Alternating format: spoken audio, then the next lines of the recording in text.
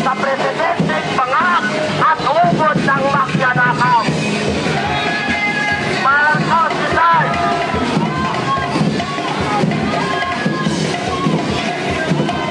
Kaya mga kapwa ko Pilipino, sumama na kayo at makita, wakasan na natin ang nangyayaring korupsyon sa ating lipunan.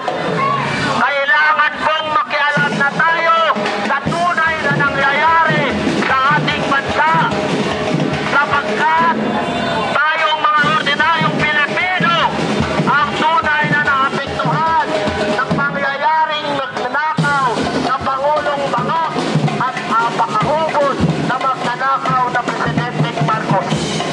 Kaya mga kapwa ko Pilipino, makiisa na po tayo, ating patalsikin ang Presidenteng Bangag at ang napakahubod na magnanakaw, ang Presidenteng Marcos.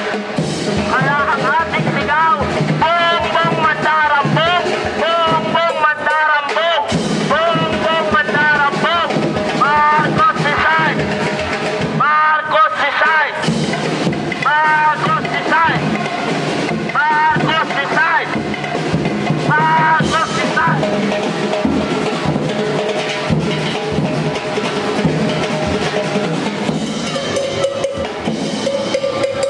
Mga kapwa ko Pilipino, makiisa na po tayo, wakasan natin ang korupsyon sa pamamagitan ng pagpapatalsik sa isang presidenteng bangag at napakaubod na magnanakaw sa kasaysayan.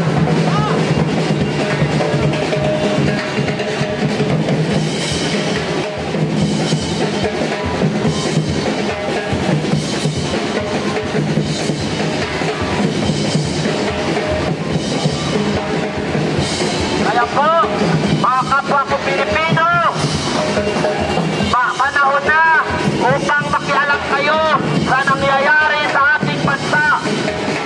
Tawa na ang ordinaryong manggagawa at ordinaryong Pilipino sa ating Pangulong walang pinag-iba. Nagsobra kung magnakaw sa kamanulayan at pangaksang presidente.